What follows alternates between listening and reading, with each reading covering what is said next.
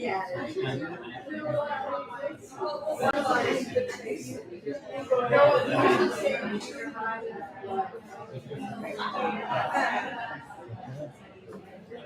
guess it's working. How you doing?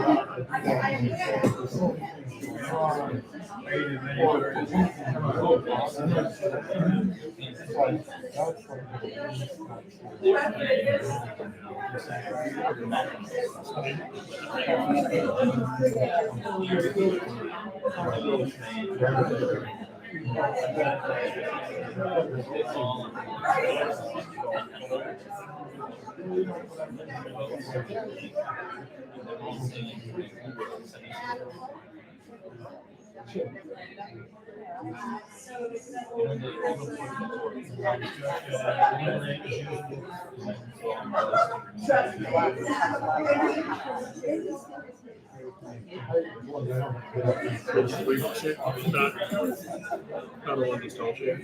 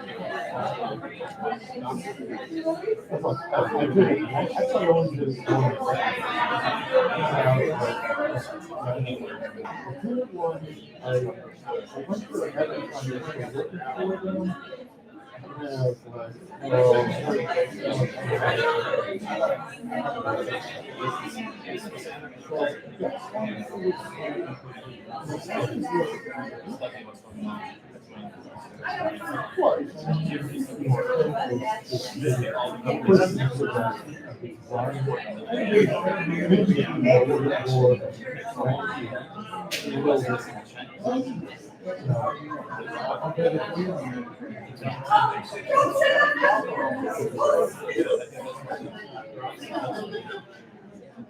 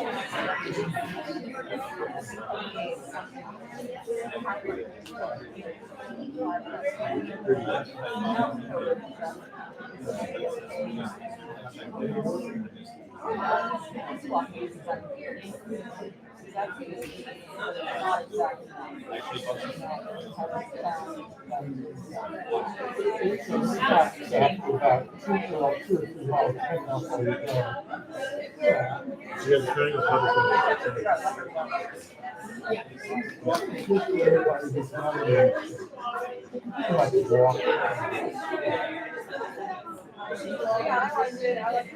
some of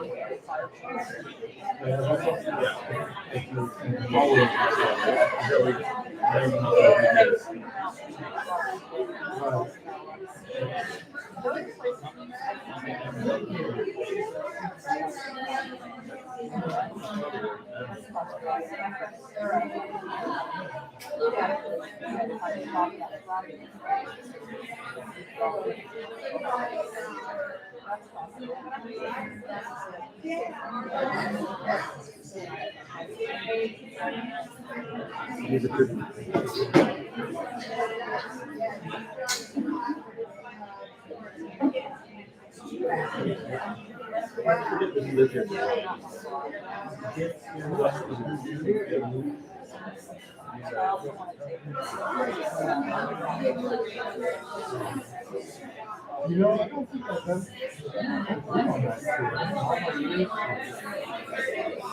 I've seen pictures,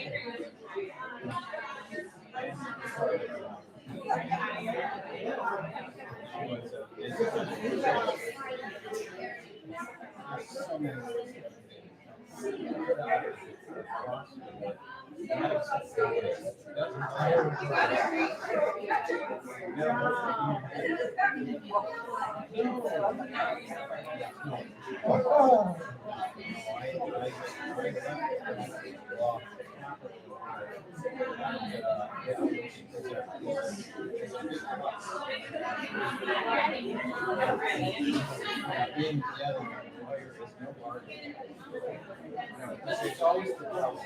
You have to confront the devil, right? Well,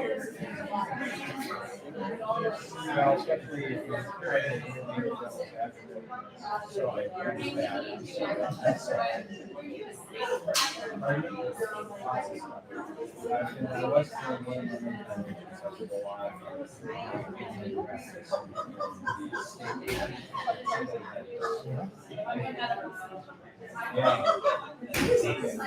Hello. Is everybody ready? All right.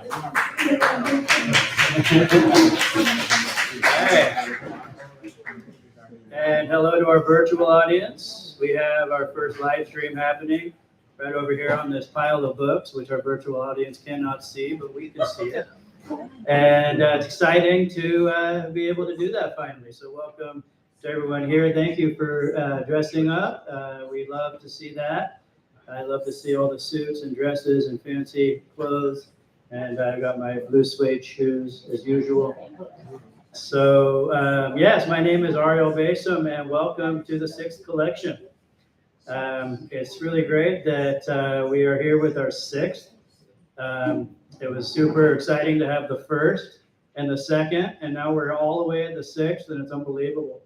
And I would really like to thank Jason Glover, who is your bartender and also my second in this event, and he's done wonders to make this happen. So thank you, Jason, and thank you to the Hugo House.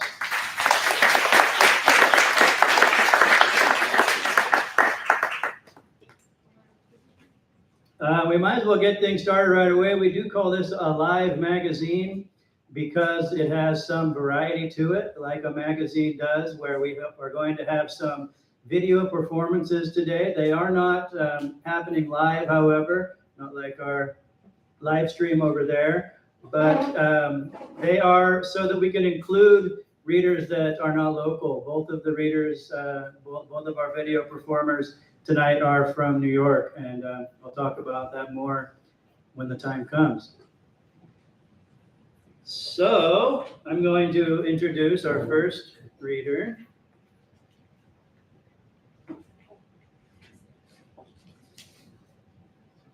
Francesca Penchant, she, her, is a writer, publisher, and designer who teaches editing at the University of Washington. She is a devotee of neo-decadence, a contemporary literature movement influenced by the decadent movement of the late 19th century. Penchant has an MFA in design, specializing in book arts, and lives in Seattle with her husband. Her book, Maybe in Heaven, published in August of 2025, is her first novel.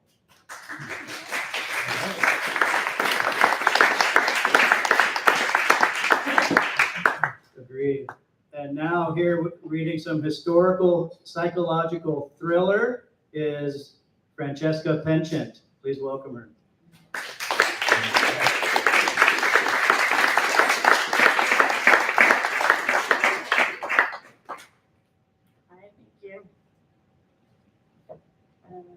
Can you hear me okay? Louder. Louder? Pull it up.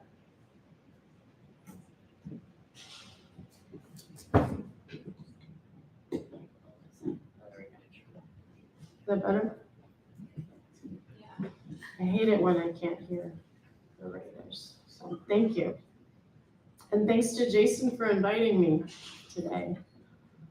So this is my novel. It came out a couple of weeks ago, and I'm just going to jump around a little bit. I'll read the back so that you get an idea what it's about. Content warning, there's a lot of drinking. Glamorous May DeVille is headed for destruction as she drinks away the 1950s at her husband's bar. Memories of her vaudeville days, triggered by the death of the stage mother who made her a child star, just make her drink harder. But when a beautiful stranger convinces her husband, Ace, to dream of the big time, May must sober up if she wants to survive. Maybe in Heaven is the strange, decadent portrait of a lost woman fighting against a bitter little world. in which gender is a performance and love is a con. Fans of Charles Jackson's The Lost Weekend, Gypsy Rose Lee's Gypsy, and Megan Abbott's Queen Pin will enjoy the style of this fever dream thriller and its cast of ruthless females. At Last Call, Maybe in Heaven is an intoxicating love letter to noir and to art itself. And Kirkus Reviews calls Maybe in Heaven a haunting tale of addiction, trauma, and survival that captures the dim glow of lost stardom. And I'll just start in the beginning. It is the summer of 1954, and you are in the cool stillness of Ace's Bar in Drinker City. Everyone knows Drinker City. After hours, all cities are the same, just past respectability and sobriety. When you live here, you live for night. You live for that first sip, that first drag, that first kiss. Outside, the sun is right up in your face, taunting you. The bright lasts longer and longer. The heat and the concrete make you flat, walking flat-footed, boil your insides, waiting for night to fall. But at Ace's, it is cool and dark. You are at the piano, singing your guts out. You always hurt the sweetest heart with the cruelest words you can't recall. So, standing behind the bar, Alexander, Ace's younger brother, clutches a rag, his dreamy brown eyes misty. He wears a bartender's shirt, vest, and tie, and dark curls fall over his forehead. Behind him are bottles of jewel-toned elixirs with geometric labels embossed with Roman capitals, spelling familiar masculine names. Johnny Walker, Jack Daniels, Powers, George Dickel. You take a deep breath. So if I broke your heart last night, it's because I love you most of all. A few sparse claps skim the room. You get up from the piano and return to last week's variety, lying open on the bar. Alexander glides over. Is there anything I can get you, May? He asks in a boyish voice. You smile. Thank you, Alexander. How about a G&T? He moves a few steps away and wedges a line. You played a wonderful set, May, he says. Those Mills brothers, they always get me. You smile again, catching your face in the mirror behind the bottles, and freeze. The girl in the mirror wears a white cashmere sweater. The lustrous platinum wig waves over her shoulders in Veronica Lake cascades instead of ringlets, like the baby May days. The red lips are full. The red lips are still full, the cheekbones still high, the bust still trim. There is a birthmark on the left cheekbone and strain between the soft brown eyebrows. Alexander, humming, froths tonic water into a small glass and gives the girl the drink. She downs it. He prepares a second and slides it over. 5 years ago, when Alexander had been a twinkle in the eye jazz man with any girl or boy whom he had wanted, a blonde broke his heart, and now he is washed up at 31. But the handsome still comes through when the lights are low. From where you sit at the side of the bar, Alexander's full length is clear for the first time. His ill-fitting white shirt, black vest, and black tie hang off his shoulders in asymmetrical rumples. Black fabric billows in one long expanse to his oxfords. What are you wearing? You ask Alexander, smiling. Not a skirt again. Alexander slides over and plops another lime into your drink. Shh, he says, closing one eye. Don't tell Ace. From the front, the skirt is barely visible under his long white bartender's apron. You look around to see if anyone has noticed Alexander's lower half. Patrons dot the bar, in pairs and trios amid the dim lights and the flickering candles. They wear silk ties, tie pins, and sparkling jewels, bedroom eyes and faint smiles. These are your brethren. They know how to live for pleasure, live for night, live for the glowing lights of the city, and the glittering bottles, live for experience. Even after all of the glasses spilled and the strangers sexed, and the weekends lost, and the jobs lost, and the looks lost, and the hangovers and the fights. You would take a dank, dark bar any day. And Ace's bar is the darkest and the dankest.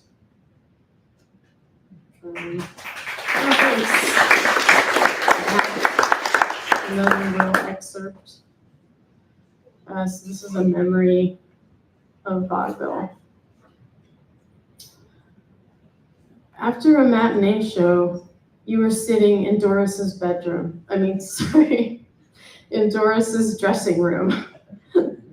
You had the rest of the day off and had your dinner money in your pocket, and you were free to come and go to a picture maybe with your raggedy rabbit fur coat and scuffed patent leather shoes with the worn down heels and the nails sticking through. And you heard Mother's voice calling, "May, May!" Your heart clutched, and you and Doris stared at each other, and you jumped up, and Doris whispered, "In here," and put her hand on your tush and led you under her dressing table and pushed in her chair close. And you kept putting on the grease, and she kept putting on the grease paint. And you waited until under the table, and let out a breath. Your mouth open so Mother would not hear you breathing, heart pounding, and it was dark, and her legs were near your face, shiny, smooth, fishnetted. You saw her creamy legs and her silver sequin platform heels with the straps cutting into her tiny ankles around her pale feet, and her little mash-keeping toes, red and painted, and you could smell a warm odor and a smell of feet and day-old nylons and perfume, and her black garter on her thigh. The marabou fluttering around her legs, brushing the carpeted floor, the dress cascading from her crossed thighs in folds. Her knee was 6 inches from your face, and through the netting there was a moon-shaped scar on her knee. "For crying out loud," Doris said, "don't sneeze now, your mother's coming in here." You closed your eyes as you heard Mother's voice, your mouth open, holding your breath, and Doris saying something in the sweetest, most mournful tone, and it was dark and enclosed, safe, dark, and warm. Mother walked out, shutting the door, and you exhaled and panted, catching your breath. Thanks.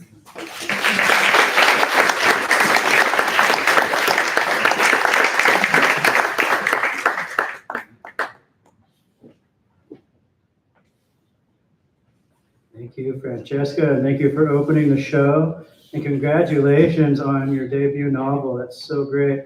Not only congratulations on having it published, but congratulations on finishing it. That's the part that always gets me. So now we're going to go right to our live magazine portion. In a moment, I'll be moving this lectern aside so that we can see the screen behind me.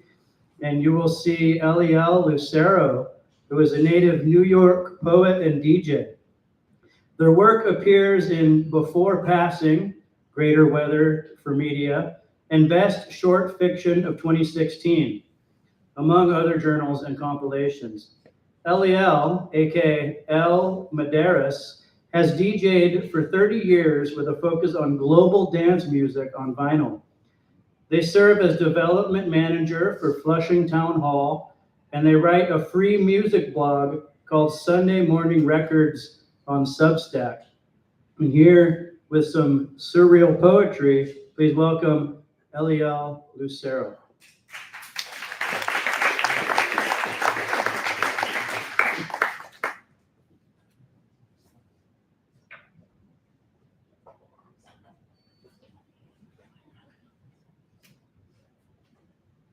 The piece I'm going to read is called I Remember Everything. I remember being born with straight through a slice of light above me where a scaffold perforated my cocoon as I squirmed out of the way, lest I lose an eye before I opened them wide into that good-for-nothing doctor's stupid mask face with a medical do-rag. I remember my mother speaking from the other side of the partition. I knew everything would be different. Her voice raspy and sultry spoke my name for the first time. God is God. I remember the machete on the side of the road levitating as if it was controlled like a marionette by the god of coconut water, lifting its forehead and slicing through shell and bone, slipping a straw past core and shell, main line of water of life, moisturizing organs and dermis. I remember my father when he was 14, climbing up coconut trees, scaling bark and palm, shaking out fruit, cracking heads of enemies in the aloof, saying, "Ten cuidado abajo, watch out down below." I remember my mother at 12, the youngest girl cooking for a family of 9, the cooking spoon often smashing into her face for giving her mother the lazy eye.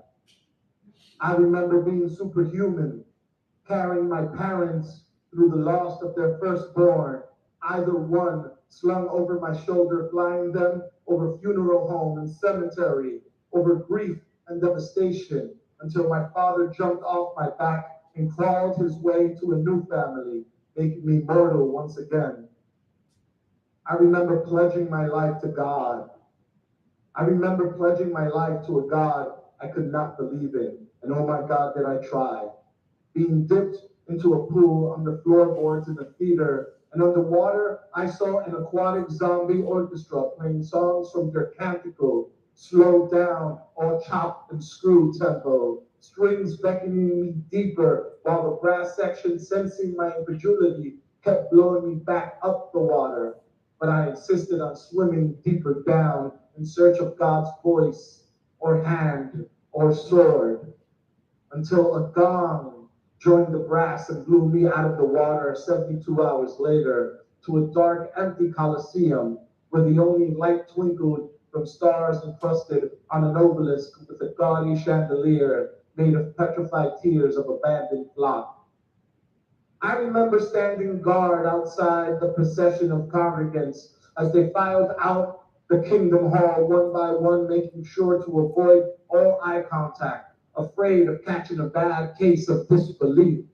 One by one, I see sisters who changed my diapers and brothers who taught me how to grip a baseball bat and swing for the heavens, because they were family and saw me grow every inch and fed me stews over rice and took me to beaches and roller coasters. But now I have been removed, shunned and mourned alive, because my entry pass to paradise has been revoked, and I would not be there to greet them in the promised land, which is to say, there will be no milk and honey for me. I keep telling you, I remember so much. I keep showing you my mind is a trap. I keep reminding you that I am outcast, shunned, excommunicated, disfellowshipped. I am no longer. And you keep making me family. You keep insisting a place for me. Love, I remember everything. Love, I remember on our first date when we found an abandoned drum kit on the canal in Gowanus, and I said I wanted to return and give them a home, and you slung a bass drum over your shoulder and tucked the snare under your pit and asked me to lead the way. And love, we gave the floor tom a family, and you made me family. And love, you watched me remember for so long and weep a body of water into our stained cushions. And love, you are so patient. You remind me, love, I am no longer afraid to forget.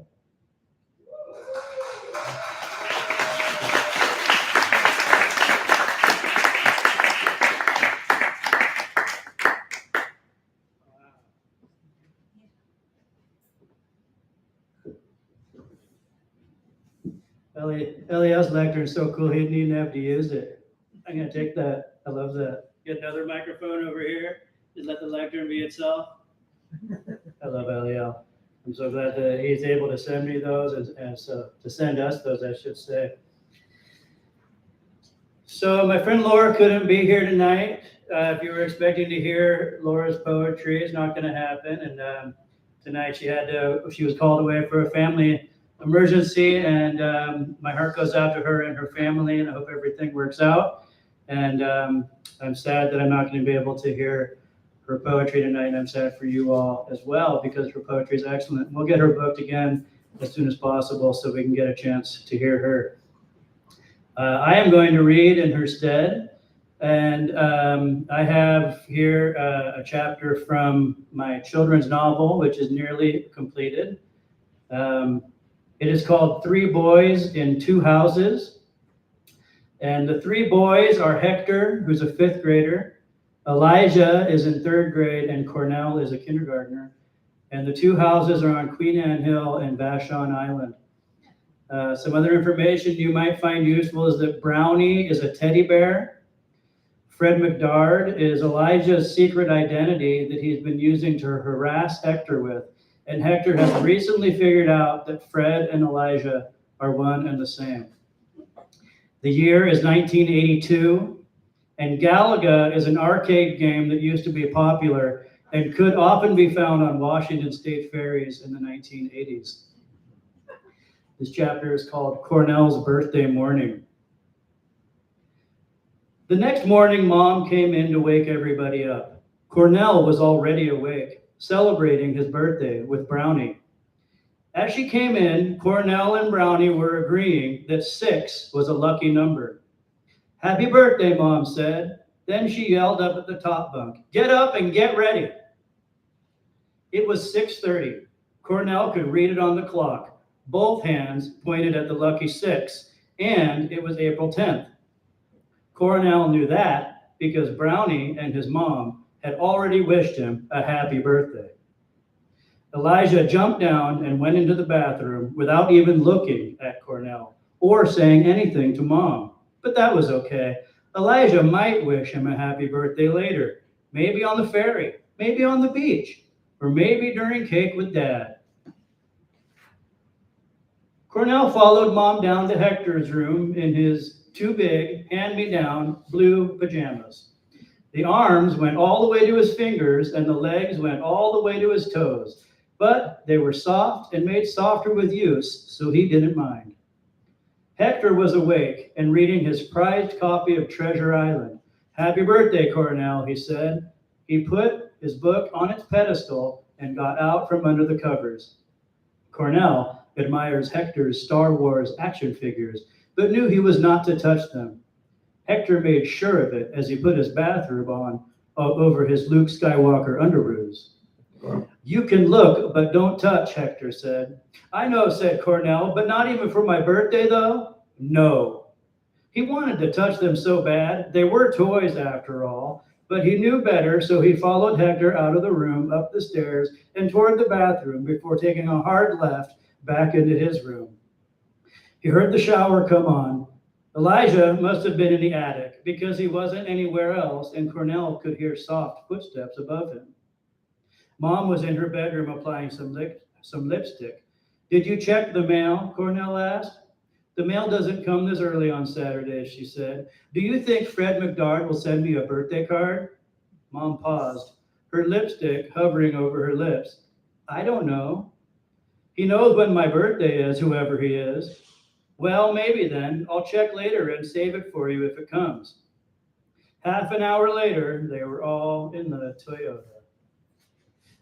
"Why can't you drive us to the ferry?" Cornell asked. Elijah mouthed the question in a mocking way.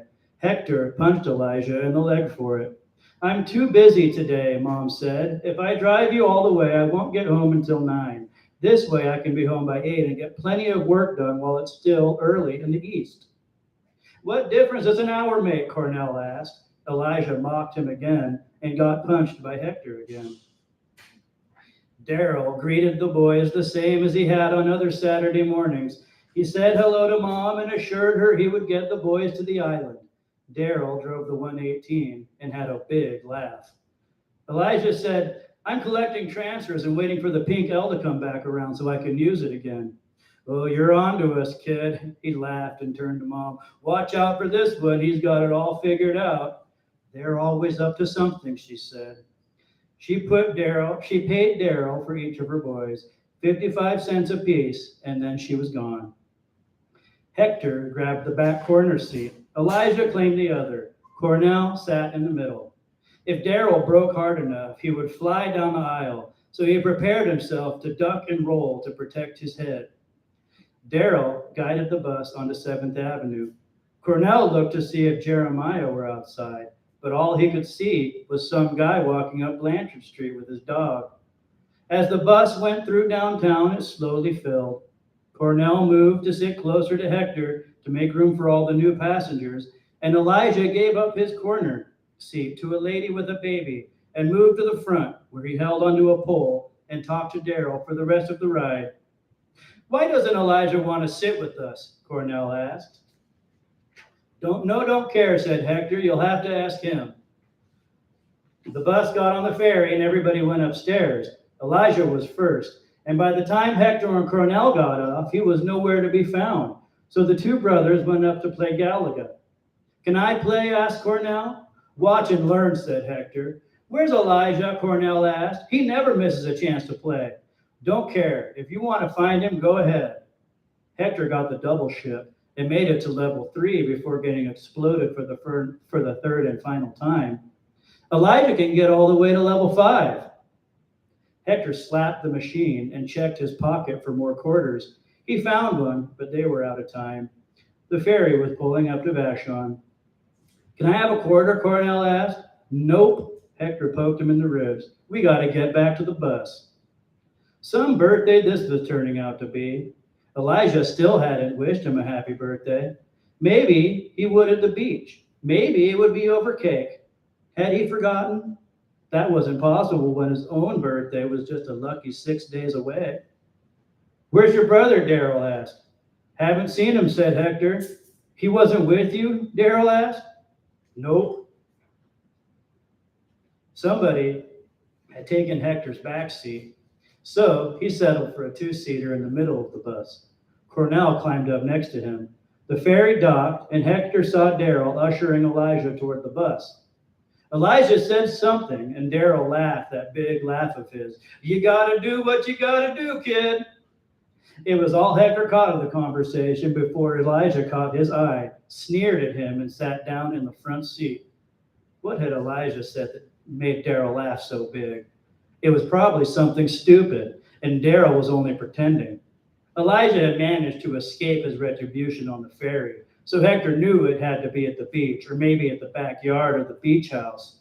Hector would show Elijah who Fred McDard was. They got off the bus at the Ellisport stop, like Dad had told them to.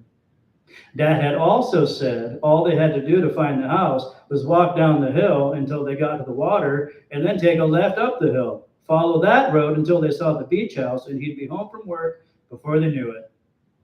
Hector was placed in charge of the directions, and he had them written on a slip of paper, and he had it tucked in his back pocket. Hector's pocket was empty. "Uh-oh," he said. "Did I throw the directions out with my transfer?" "The directions weren't hard," Elijah said. "We walked down the hill and turned left at the beach." "I thought it was a right at the beach," said Hector. "That would take us to the candy store, not the beach house," said Elijah. "I want to go to the candy store," said Cornell. "We could stock up on candy for my birthday." "You don't have any money," said Hector. "You could get me some candy for my birthday," Cornell said. "No," said Hector. "Besides, Elijah said it's the wrong way. Elijah said it's the right way to the candy store. Dad's not even going to be home. We might as well get some sugar daddies." "He has a point," Elijah said. "I'm not going to be responsible for making us late," Hector said. "Maybe you should go on up the hill to the house then, and me and Cornell can go to the candy store. Don't you care about his birthday?" It was the closest Elijah had come to wishing Cornell a happy birthday. Would he get any closer?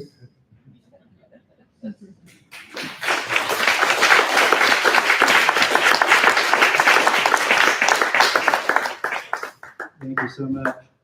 This stage is actually dedicated to children's literature authors by Claire Etchmecker and Dan Grouse, so I am honoring them. I really appreciate that. I really appreciate you all. It was nice to be able to get a chance to read some of that novel. Before I introduce the next,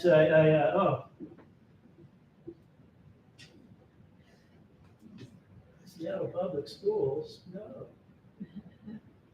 Sorry about that. Okay, I just wanted to point out this this QR code here. It will take you to the webpage for collections. There are also some cards around, and if you're not at a table, if you don't have any at your table, there are also some in the back and some at the bar. That will give you a chance to contact me if you want to read at this event at some point in the future. It'll also give you a chance to check out our archives from our past events, and you can also read about the event, and there are also links to websites for some of the readers here, such as LEL's. You can get to his blog about records, which is an amazing blog that he does. And there are other links to other writers throughout the archives, etc. So I hope that you will go to the webpage and check that out. But now it's time for Christopher Robinson. He is a poet, a novelist, a podcast and television producer, and documentary filmmaker. He is a Yale Younger Poets Prize finalist, a Madiwell Colony and Yaddo Fellow, and his first novel, War of the Encyclopedists, was called Captivating by the New York Times.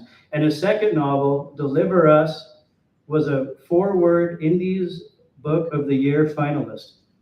He has produced podcasts for Sundance TV, iHeartRadio, Audio Chuck, and is an executive producer for the Hulu series, The Twisted Tale of Amanda Knox. And now with an excerpt from a novel in progress, please welcome Christopher Robinson.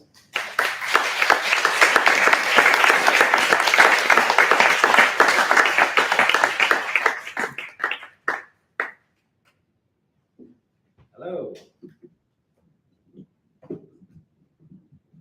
going to drop you into the deep end before I tell you what I'm rating.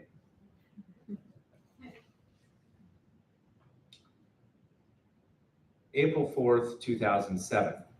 At 7:15 a.m., a woman named Anna Restrepo calls the police. She's distraught and she barely speaks English, but she gets across her address. And about 10 minutes later, a patrol car shows up at the Park Terrace Apartments. Don't let the name fool you. This is just off a busy street. It's a rundown building built in the 60s, and it's populated mostly by minorities hovering around the poverty line. More than a few shootings and drug busts have happened in the early hours of the morning at the Park Terrace Apartments. The responding officer speaks Spanish, and Anna tells him that her son Santiago was out riding his bike last night and never came home. Santiago was 12 years old, an A student at Shorewood Elementary, kind of straight-laced. This isn't like him. She worries that his friend Angel Perez got him into trouble. So the cop tracks down the Perez residence, a humble single-story house a few blocks away. It's a busy morning at the Perez household. As the officer pulls up, Dad's just leaving. He runs a small construction crew doing drywall and painting, and Mom, Carmen Perez, is busy getting the kids fed and out the door for school. There's 5 of them total. Angel, at 12, is the oldest. When the officer asks after him, Carmen bangs on his door. Despiertate, wake up. He's always sleeping in. But not today. His bed is empty. Angel, too, is missing. But she doesn't immediately panic. Angel is a bit of a troublemaker, and this wouldn't be the first time he snuck out at night. Probably crashed at his friend Mal's house. The officer takes down the information. Maleko Alalatoa, Samoan kid, in the same class as Angel. He radios it in, only to learn that dispatch has just received a call from his father, Tau Alalatoa. Mal, too, is missing. 3 12-year-old boys, all from immigrant families, Colombia, Mexico, Samoa, all from the same 6th grade class at Shorewood Elementary, have simply vanished, never to be found again. It's been 18 years now, and their families have long since given up hope. But this happened just a few blocks from where I live, in that lovably sketchy suburb of Seattle, White Center. And you know me, I'm a little sick. This kind of thing gets me fired up. Don't ask me why.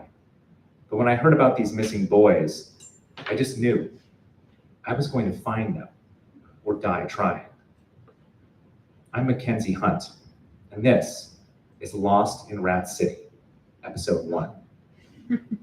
Okay, pause. You're hearing the first chapter of what is one thread of a new novel, which is in the voice of this podcaster. The other two threads of this novel is in the perspective of these three boys on the night they go missing.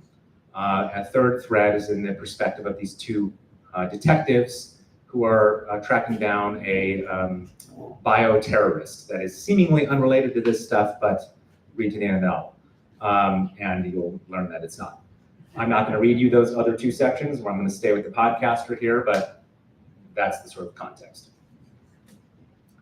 2007 doesn't seem that long ago, but it also seems like forever. Apple unveiled the first iPhone, Netflix started streaming, and North Korea got nukes. Britney Spears shaved her head and Kurt Vonnegut died. So it goes. Madeleine McCann disappeared in Portugal. Rihanna sang Umbrella. And a nobody from Chicago named Barack announced he was running for president. The final Harry Potter book came out, and J.K. Rowling revealed that Dumbledore was gay. The Katiana car bombings in Iraq killed 796 people, and a troubled student at Virginia Tech carried out what remains the deadliest school shooting in American history. In Perugia, Italy, Meredith Kircher was murdered, and Amanda Knox, a girl who grew up just a few miles from here, was falsely accused. That case was actually what got me interested in true crime. Amanda, if you're listening out there, love you, Queen. Now, if you listen to Rat City Murders, my first podcast, you'll know all about White Center. But in short, it's still one of the highest crime neighborhoods in Seattle. The best food comes from taco trucks, and there's a dollar store next to the clinic advertising affordable oral surgery. There's a single main strip, 16th, which has a few hipster bars now, nestled between the tattoo parlor, smoke shop, and adult video store. It was on 16th that a depressed teen shot a random man in the back of the head in broad daylight a few years ago. On either side of that main strip are narrow suburban streets. No sidewalks, tiny lots, old single-story houses, dogs wearing through the grass inside the perimeter of chain-link fences, junker cars parked out front. It's West Seattle's deadbeat little brother who can never get his shit together, but still tries. A nice neighborhood if you like rough. Back in 2007, it was a lot rougher than it is now, but it was still vibrant, thanks in large part to the sizable Latino population. And that included the families of Santiago Restrepo and Angel Perez. The police interviewed them both at length, fleshing out a picture of the boys and looking for any suspects within their families.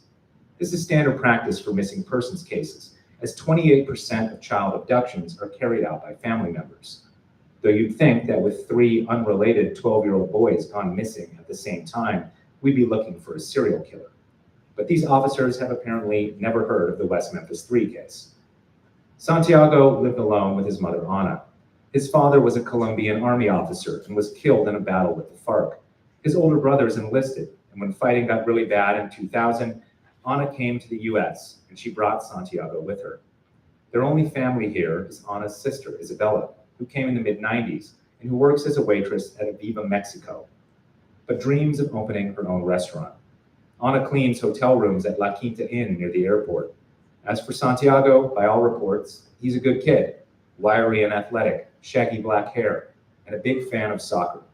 He was last seen wearing what he wore nearly every day, a Colombian soccer jersey, in this case, a blue and yellow 2001 Copa Americana jersey, number 2, Ivan Cordoba. He wore a small gold cross around his neck, a gift from his grandmother in Medellin, and he was carrying a Discman. The Perez family is large. You can thank Catholicism for that, with more potential leads, and it takes detectives a while to get their statements. Angel's father, Diego, immigrated from Guanajuato, and his mother, Carmen, came from Jalisco. They met here in White Center at the Holy Family Roman Catholic Church on Roxbury back in the 90s. Angel has 4 younger siblings, all born here. And as Carmen has 2 sisters who live nearby, he's also got cousins. There's 15-year-old Inez, who just had her quinceañera, and 17-year-old Arturo, to name just 2. Angel himself is short and stocky. He had a buzz cut, and as Carmen told the police the morning he was reported missing, he was always getting into trouble. He brought a pocket knife to school once and got suspended for 3 days. His teacher at Shorewood Elementary, Jane Harvey, says he clowns around a lot in class, and she once caught him smoking in the parking lot after school. But he's polite during parent-teacher conferences where he translates for his parents, who never became fluent. He was last seen wearing an Abismo Negro t-shirt. That's a lucha libre wrestler, Black Abyss, typically seen with a yellow and green mask with points above the eyebrows and along the jawline. Angel was a big fan. And not so fun fact, Andres Palomque, the guy who played Abismo Negro, wound up dead just 2 years later. His body was found in a river near El Rosario. The night before, another wrestler had performed using his costume. But that's neither here nor there. The police also interview Maleko Alalatoa's family. They came to White Center in the early 90s from Samoa and Hawaii. Mal's father works as an airport baggage handler, and his mother, Alani, is a receptionist at a dental office. They've also got a large family. Maleko is smack dab in the middle, 2 older sisters and 2 younger brothers. Aside from being in the same class with Santiago and Angel at Shorewood, Maleko also gets dragged every Sunday to the same church as his friends, Holy Family Roman Catholic. It's a mostly Hispanic congregation there, but the Alalatoas fit in well. Maleko himself is tall and well-built, black hair pulled back in a ponytail, and even had the beginnings of a mustache. His parents, siblings, and teacher all mention his laugh. He was a jovial kid, good-natured, and judging by his collection of t-shirts, a super fan of The Rock, though he was last seen wearing a dark blue Tommy Hilfiger polo shirt. There's no one with a criminal background in any of the families of the 3 boys. No black sheep, no creepy uncles. I could have told you it wasn't someone in the family just based on the profile of the crime, but these details matter. I want you to really get to know these boys. Like all of the 814,967 people reported missing in the United States in 2007, they had families, they had hobbies. Maleko was obsessed with sriracha hot sauce and could recite Eminem lyrics. Santiago was a whiz with a yo-yo, and he cut holes in his own jeans to mimic the fashionable pre-ripped ones his mother couldn't afford. And Angel was actually quite good at math when he tried, according to his teacher, but didn't want to be seen as a nerd. And speaking of school, that's where the police find their first real lead. Shorewood Elementary might sound familiar, and that's because back in 1996, it made the news when teacher Mary Kay Letourneau was caught in a sexual relationship with her 12-year-old student, Vili Fualao. That was 11 years ago, but in this neighborhood and at this school, the memory is still fresh. Not to mention that in 2007, Letourneau is fresh out of prison, and she and Fualao just got married. In fact, Maleko's teacher, Mrs. Harvey, told police that he was sometimes teased about that, being another tall Samoan kid. But it's not a teacher this time who gets the attention of police, but a bus driver, Austin Cronin. This guy is a real deadbeat. No criminal record, but kind of shocking that he doesn't have one. He was driving the route the boys were on the last day they were seen. And when he was questioned a week later, he asks about them before the officers even bring it up. They note that he's got some scratch marks on his face that are healing up. And when they search his vehicle, they find a sweatshirt that belonged to Santiago Restrepo. What would a gourmet chef have for dinner tonight? Better yet, what would he cook for his victim? Because this chef is also a serial killer. And it's up to you over the course of 8 meals to find a pattern in the victims and identify the killer. Just sign up for Serial Gourmet. It's just $20 a meal and use code RATCITY for an extra 10% off. Now, I'm busy and I still love to cook. I just don't have the time to plan a good meal and pick up all the ingredients, measure them into precise amounts, etc. That's why meal kits are so handy. But Serial Gourmet takes it to another level by adding in a true crime murder mystery. Each meal is a recreation of the stomach contents of the latest victim. And as you eat your meal, you and your loved ones or friends can pore over the case file, read up on the latest police reports and witness interviews, and narrow it down a little further. Beef bourguignon, maybe the killer is French. And look, the victim's stomach also had a bit of truffle-infused brie, and they don't sell that at the Kroger. It's time to pay a visit to the cheese shop on 8th and see if the owner recognizes any of our suspects. Stay busy, come hungry, stop scrolling while you eat, and stop a serial killer instead. You can sign up at serialgourmet.com, just $20 a meal, and use code RATCITY for 10% off. Thank you.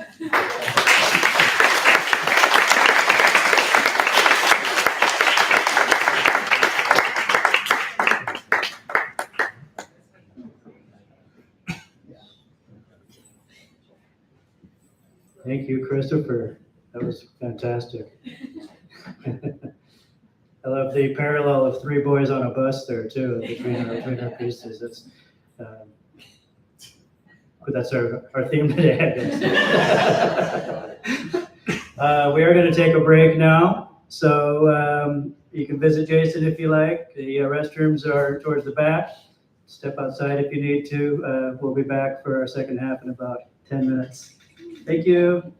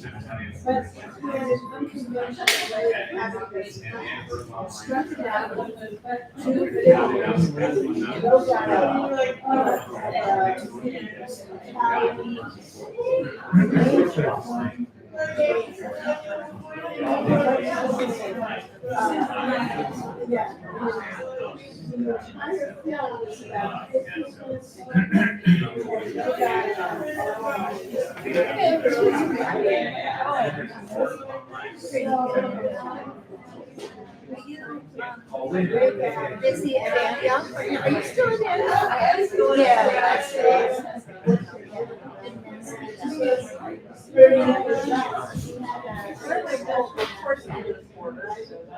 Oh, that's right. Yeah.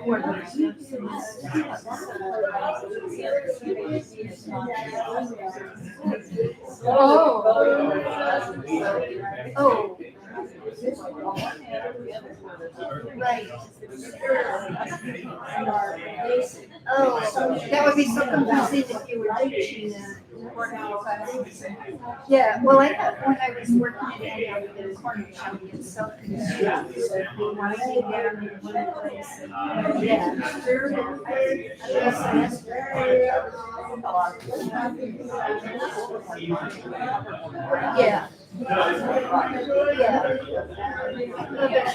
Some classes. I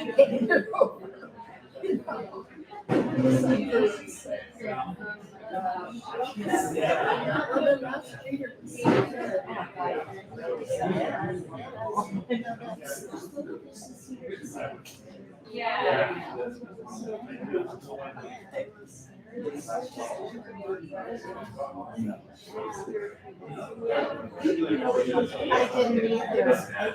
My daughter has her book. Also, like,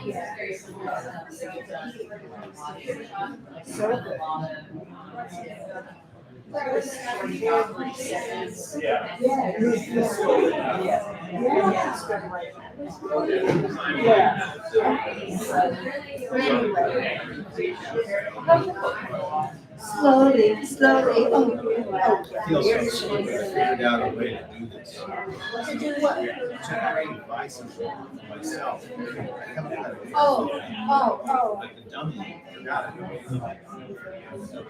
Oh. Yeah. Jesus. So mine is coming slowly, but, it comes, I need to put myself, I'm gonna write a syllabus for myself. Okay. Yeah, get a little more of a routine going in life. It's been drifting. Yeah, so, I want to move it forward. I'm so slow with things if I don't have deadlines or someone, I can just diddle around. Yeah, but I wasn't, that a woman in this retreat I went to was working on it, told me the more she committed to her, she wrote 7 hours a day. I kept writing 7 hours a day. But thinking, I'm just And I've given her the money, all she has to do is send it back. She needs it fixed. yes. I was gonna say, but here's the regular news. I'll buy her a drink. Oh.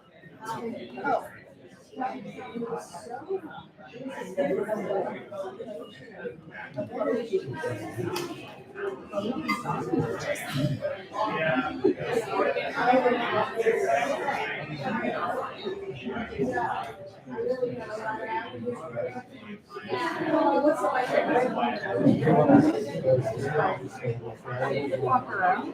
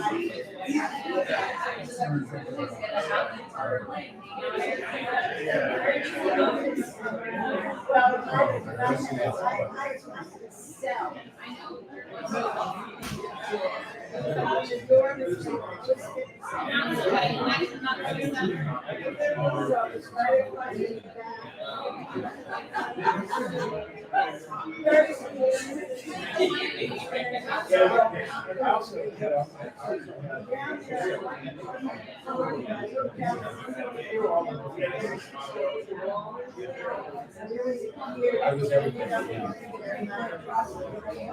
did prosecutor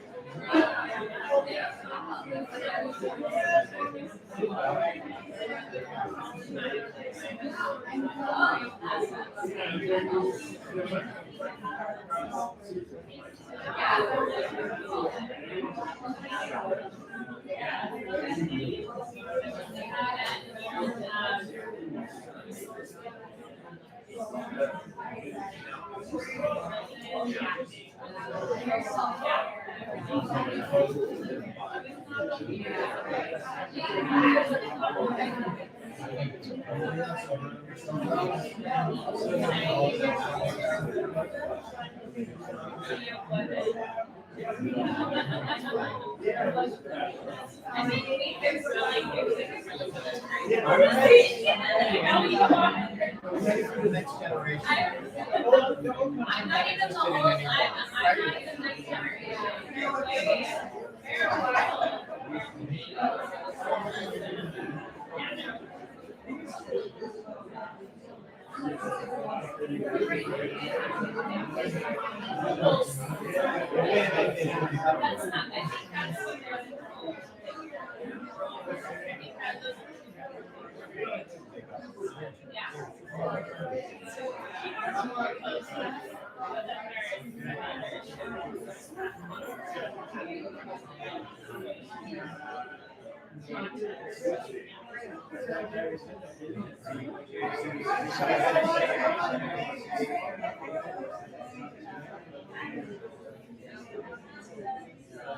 You must not be born Catholic.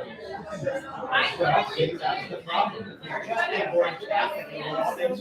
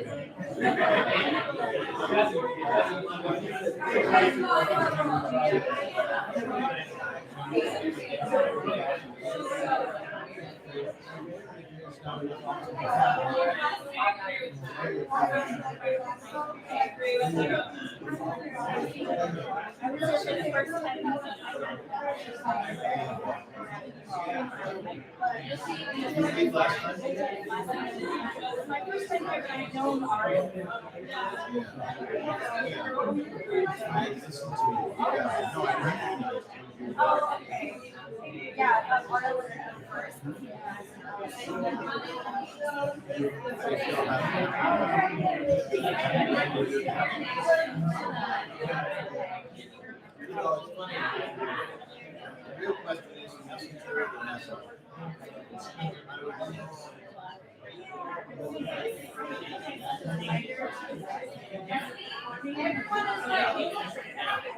Maybe it's different.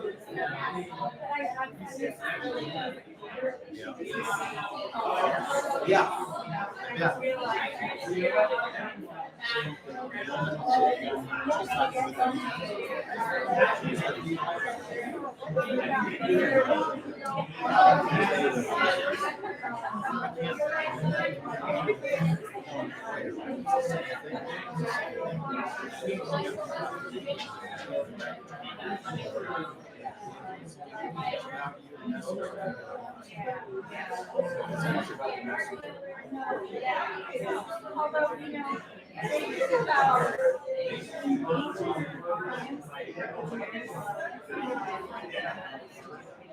It's a skill. Yeah. It's not so much you read it on it, it is a skill. It's self. This is the team. So I think you know, that is how long do I really have to communicate? Like you said, she's tired, she's thinking PT. She's a teacher. It knows her way around this territory big time. But I think you're foot under the table.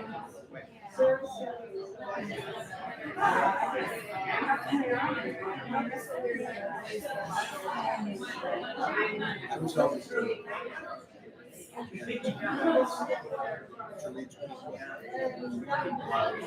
people they invent themselves.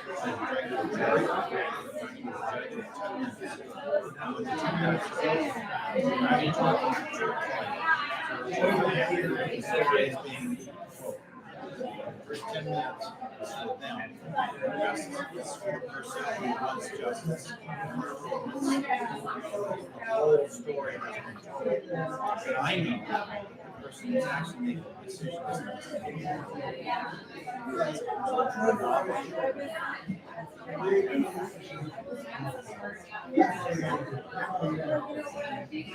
So let's go to that. What happened to the jury reached a verdict?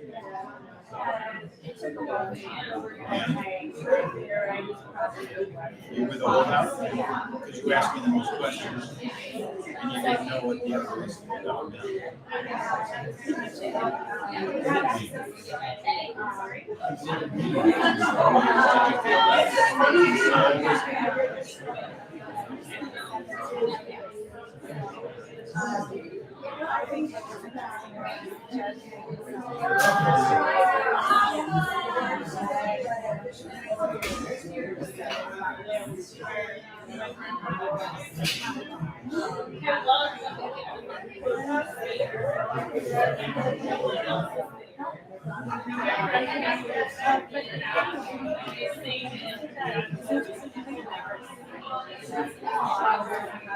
All right, we don't have power over these lights, so we can't flash them, but you can imagine them flashing if you like.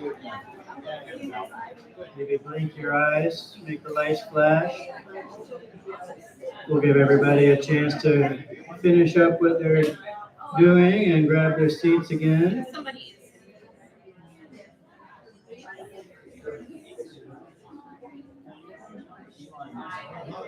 I had a fantastic intermission. Thank you for asking. It was really nice chatting with a few people. I hung out with my wife, Karina. In fact, my wife, Karina, is the person who has been to every single one of these so far, besides myself and Jason. So thank you, Karina, for coming to every single collection. You're amazing. She's here somewhere. All right. So, yeah, we have a second half to get to, and I'm excited about it. So I think we should get right into it. First, we're going to have John Brockhouse, who has spent 12 years as a commercial fisherman in Washington State in his youth, and thus uniquely qualified to write the fish story he will read tonight. It is very possible the only true fish story the audience members will ever read or hear.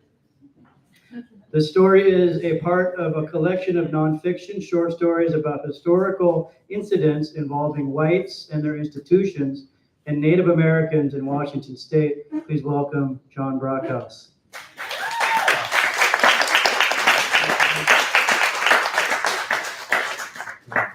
Thank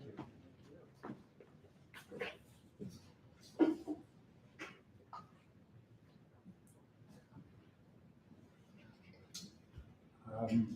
I fished many years ago, for a dozen years, as was said. I was always stunned at the low regard that salmon were held by our institutions, our leaders. Do you want to dig something up? Is it in the salmon habitat? No problem. You want to cut something down? No problem. Et cetera, build something. So I was looking for a story like this, and I found it a few years ago, and I put my own spin to it. And this is what it's called. It's called, I'm sorry. Raise that microphone. I got it up. How about now? All right. So my story takes place in Redfish Lake, Idaho, which I'm sure you've all heard about.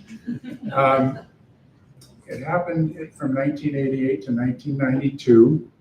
It's called The Tragic and True Romance of Larry the Sockeye. So I should mention, sockeye are a type of salmon that are distinguished by going up a river, through a lake, up another river, and then their little guys come back and they live for 2 years in the lake before going out to the ocean.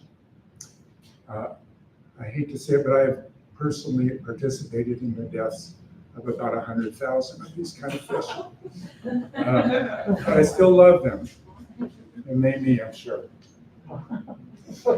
He was an ordinary looking fish with an unassuming name. a lanky Idaho lad, somewhat more than a foot in length. The full-grown Larry the Sockeye weighed less than 5 pounds, and that, of course, was soaking wet. I'm sorry, I lack restraint as a writer. This lack of physical distinction marked his childhood as well, utterly failing to portend Larry's later exploits. Baby Larry appeared indistinguishable from the thousands of tiny wrigglers who thronged the shallows of Redfish Lake in the spring of 1989. Yet every sockeye born with him is now nameless and forgotten. Larry, after a posthumous appointment with a taxidermist, is the star of a display in a museum in Boise. His admirers paid Larry perhaps the state of Idaho's highest honor. They named a beer after him. The brewers of Lonesome Larry Lager, Sockeye Brewing of Boise, describe their creation as balancing earthy malt sweetness with, quote, a touch of bitterness on the finish. Now, I can see that some of you don't really believe that any beer company would name their beer after a slimy, scaly creature like a fish. So I sent my spy to Idaho, and I'm going to prove to you that there is such a beer.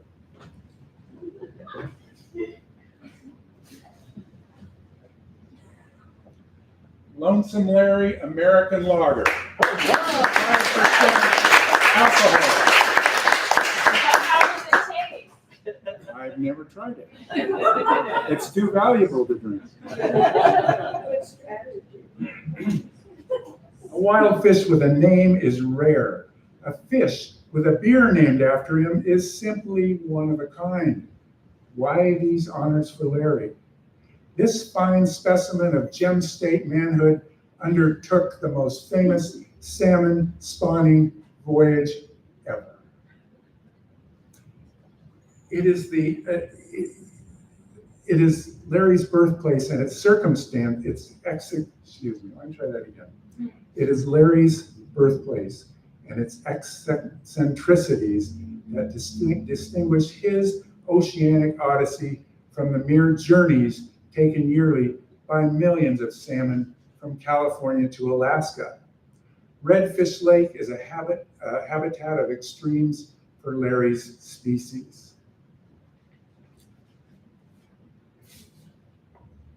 Well, my last career was as a teacher, and I decided to give you all a quick quiz on sockeye. We'll see how you do. And because I understand test anxiety, I'm going to give you the answers in advance.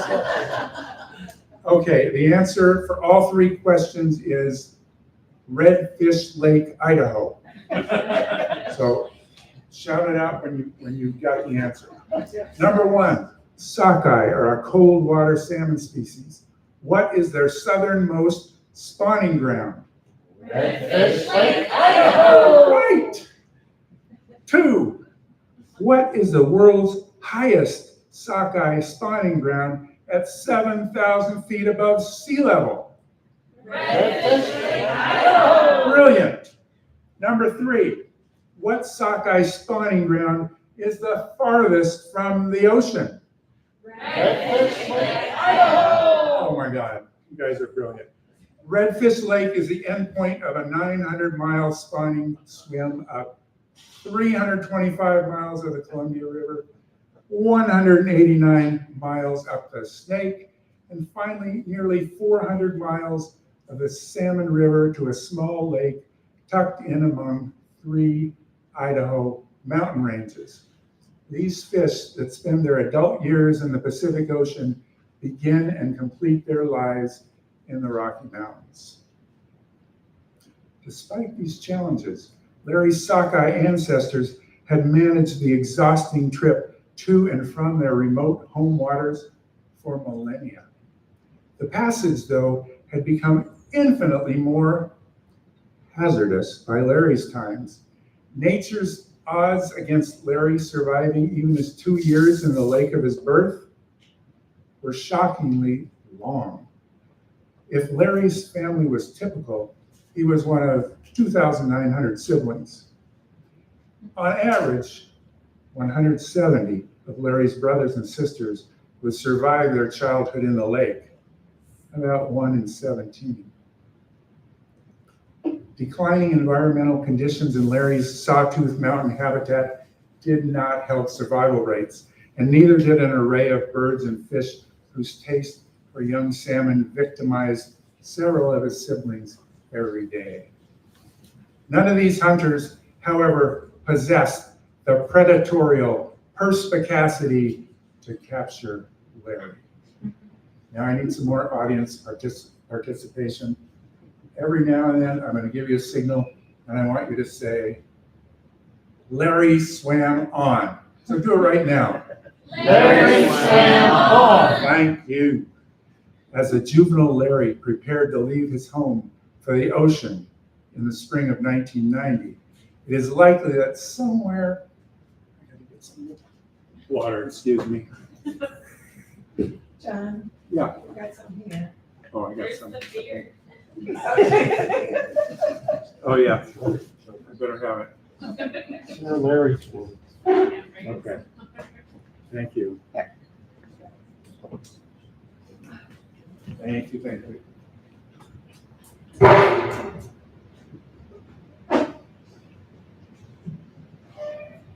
It's pretty precarious. Okay. As a juvenile Larry prepared to leave his home for the ocean in the spring of 1990, it is likely that somewhere in the back of his mind were thoughts of romance.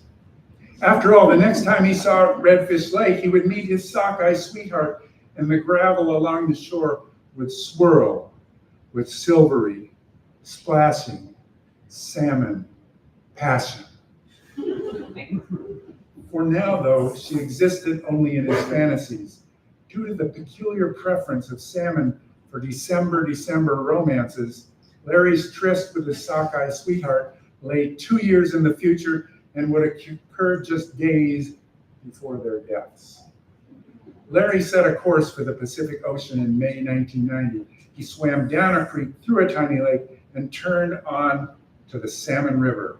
As the free-flowing river moved Larry quickly downstream to the confluence with the Snake, Larry, sorry.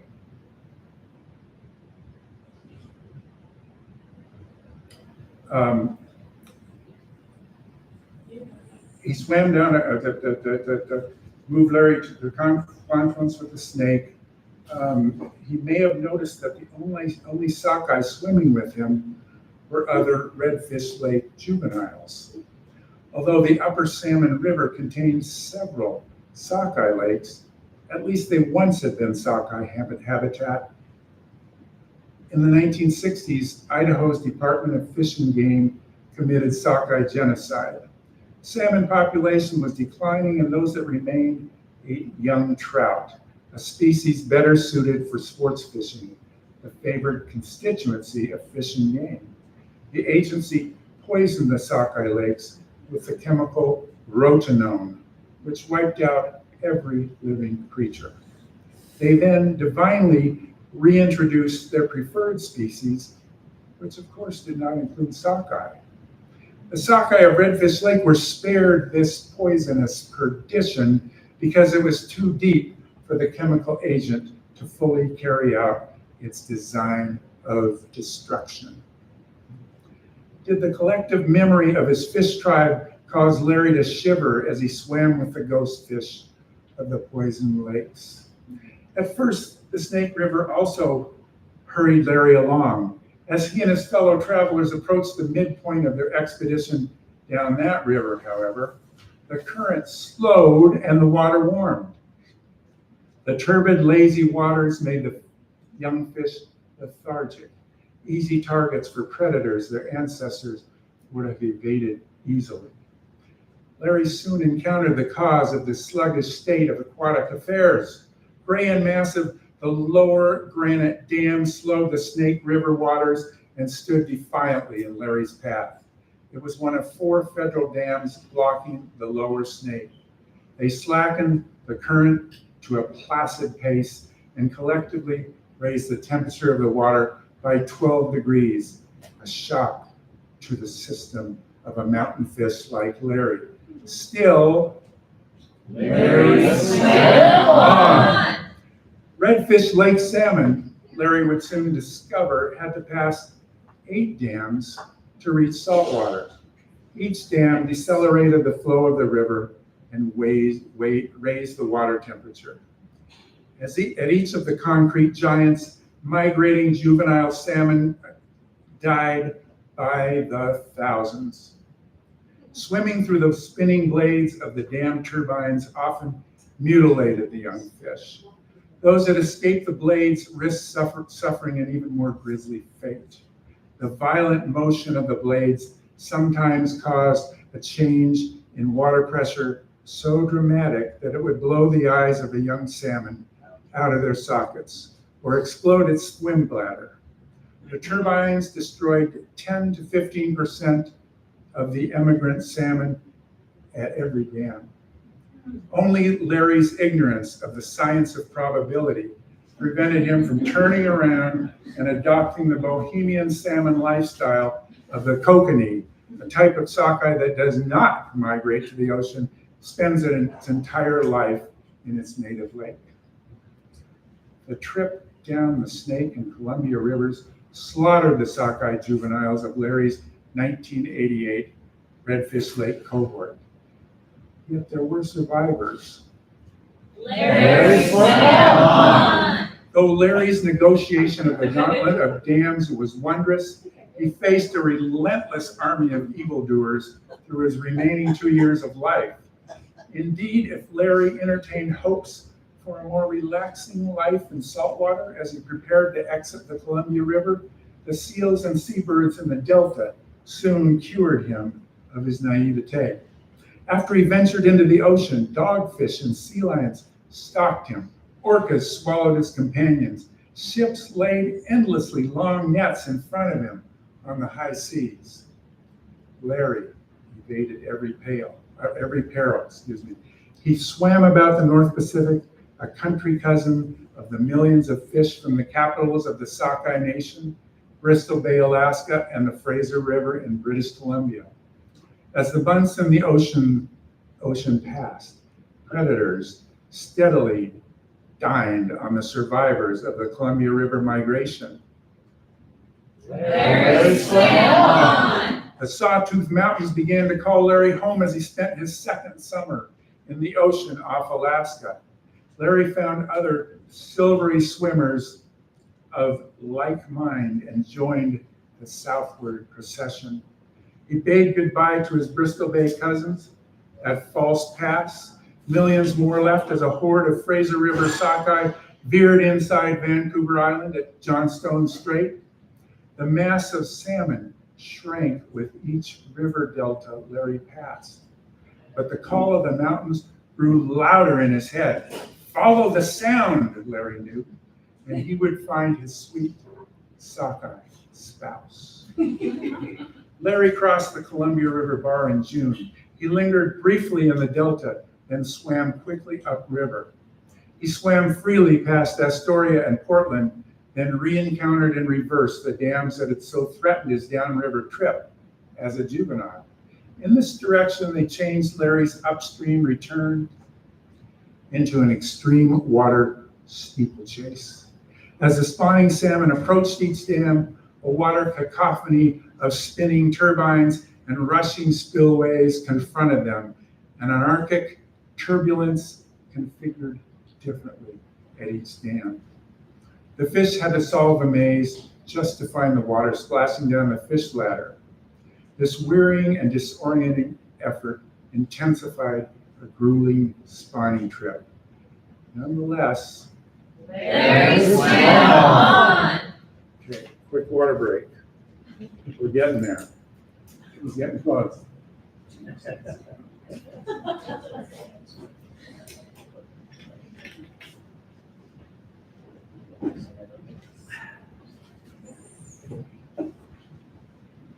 Seven times over the remaining 750 miles, Larry ascended a dam.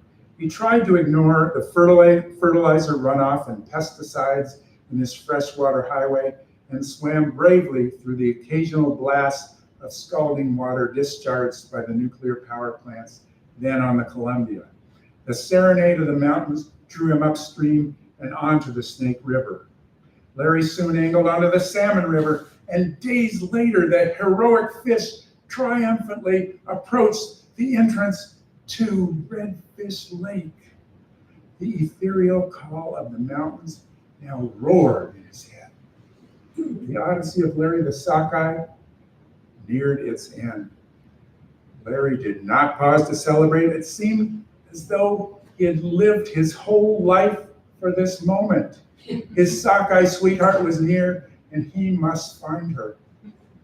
Alas, hairy two-legged giants had blocked the entrance to the lake of his birth. They waded into the water and captured him. They knew the sad fact that Larry did not. The thousands of sockeye born with Larry had diminished to a single fish. Only Larry had survived the impossible journey. Perhaps his princess had died swimming through the turbines of Ice Harbor Dam on the Snake. Possibly she had suffocated in a 5-mile-long Korean high seas gillnet in the Gulf of Alaska. It mattered little to the lovelorn Larry, who had persisted through thousands of now meaningless miles in his quixotic quest for love in the lake. As if his disappointment was not agony enough, torture awaited Larry at the hands of the giants. They milked the forlorn fish for the milk he'd been saving for his culminating life event, the act of salmon love with his sweetheart. The giants then assaulted the now zombie-like Larry with doses of hormones that kept him generating sperm long after his life normally would have ended. They expropriated his precious bodily fluids to regenerate the now virtually extinct Redfish Lake wild sockeye run with eggs from hatchery females. For the last month of his now unnatural life, Larry was a sex slave. Lonesome Larry, as he came to be known, was among the last wild fish of his tribe. The call of the mountains to the wild sockeye of Redfish Lake is stilled forever. Hatchery-bred fish, some of them bearing Larry's wild genes, still return in small numbers to Larry's Lake. However, half a century after the Bonneville Dam first quieted the wild waters of the Columbia River, humans and their dams had destroyed the miracle that was the wild sockeye run of Redfish Lake.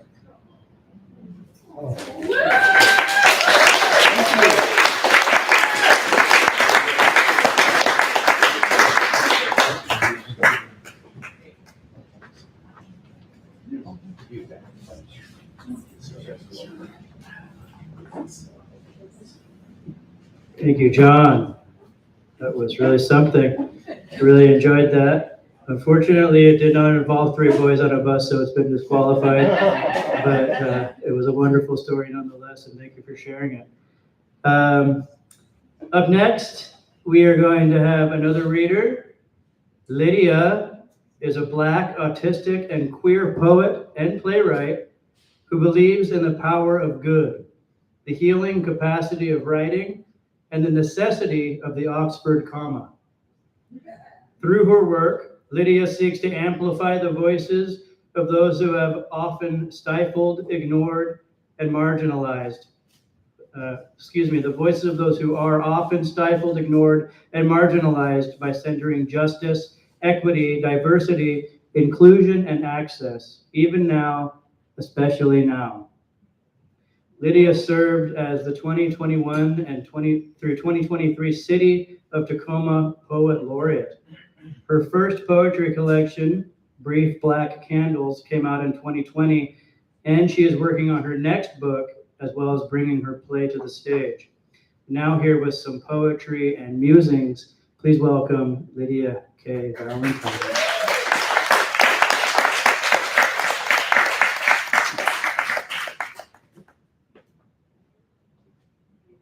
everybody. Can you hear me okay? All right. So I am not enjoying my writing of late, and you get what you get tonight. This has never been submitted anywhere. It's not in my book. It's not going to be in my next book. This is just for joy and fun for myself, and hopefully you too. College for Naima. Chilling with the brothers, that one single alpha party that was fun, hanging at the Kappa house, playing the dozen and spades, or watching movies and Animaniacs. It gave us a little bit of home, or just an excuse not to do our work when we needed it.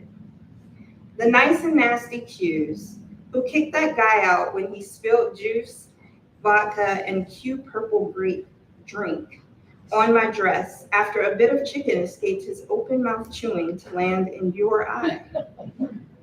Piling into DeLon's big black truck that exuded Rasta roughneck allure, or John's tiny probe that wanted so much to be a sexy car and didn't quite pull it off, but that would forever be scary after we found out about the pledge who had been stuffed in the trunk while we joked and played cards at Lynette's for hours.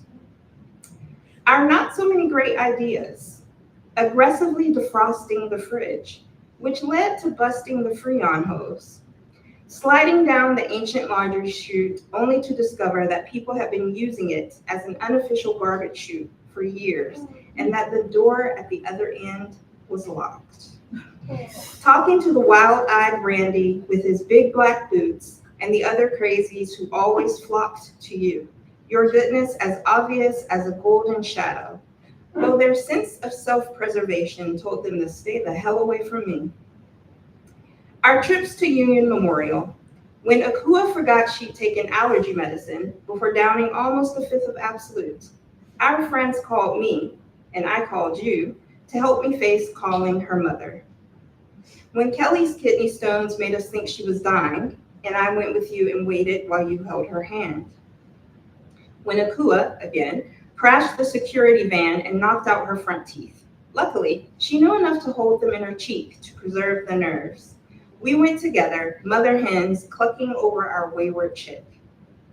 When the stick showed 2 lines, I was not afraid because I knew that you, my partner in crime, in fun, in laughter, would be there. And there you were, when there was blood to be drawn, sonograms, weigh-ins, exams, and instruments for us to play with, before the doctor came in the room to give us updates on the growing entity we called Baby Juan Kenobi for wisdom, because my true favorite, Chewbacca, was too hairy and loud.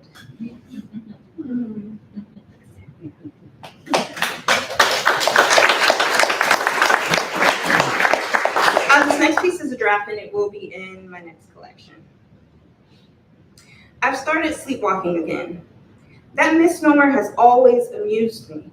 It's not just walking. If you've never seen it, you'd be surprised. I think, maybe. Actually, I have no idea because I don't know you at all. And in a very unlike me way, I have never done research to know if all sleepwalkers present like I do, like my son does. I woke one night in response to my daughter's call. It was almost like sleepwalking. Before I was conscious, my body moved out of the room to the stairs, pulled to her need. Her call had a fear in it that I'd never heard before and have only heard twice since. There's something wrong with him, Mom. You see, he looked normal, fully awake. His eyes were clear. His voice was clear. He was so certain in explaining that the lady in white was bothering him again, but the purple octopus was there to help.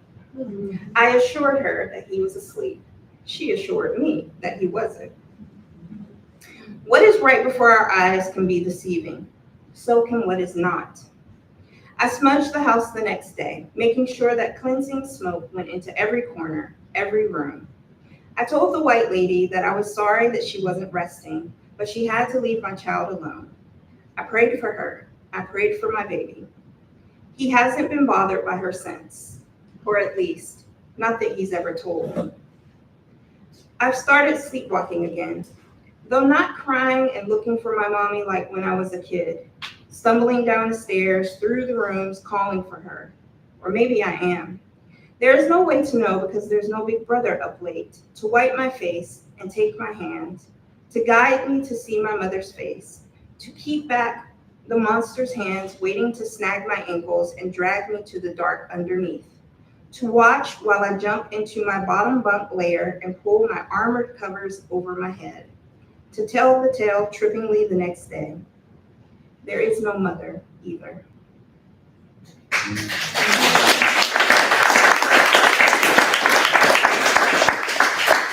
And this last one is in my first collection, Brief Black Candles. Remember, I'm autistic. Testing superpowers. When I was 3, I shut my tongue in the jamb of the bathroom door. I can vaguely recall my thought process, as much as 3-year-olds have sensical, streamlined thought processes, leading up to this feat. I remember pinching my tongue and wondering at the lack of pain it caused. I don't know why I was squeezing my tongue in the first place, but I became suspicious of my pinching power. Maybe my fingers simply weren't strong enough, or maybe I really had a super strong tongue that was just the start of my superpowers. I needed some proof before running to tell Lynette and Lamont the big news. Time and sibling scorn had taught me better than to boast without evidence to back up my claims. And so, I set my tongue in place and pushed the door closed with one determined swing, only to find that neither my superpower dreams nor my 3-year-old arms were enough to liberate my tongue. After 5 or 10 minutes passed with me stuck, afraid, crying, that my mom would be mad at this latest of hijinks, but more afraid of being trapped until my tongue broke off, the Wonder Woman of 144 4th Avenue swooped in to save me. Even though, later, she was mad. When she freed me from the mess that I had gotten myself into, she hugged me so tight I could feel the breath rushing out of her flared nostrils, and the bony points of her collarbone dug into my cheek, and she brought me icy sweet popsicles to soothe my swollen tongue.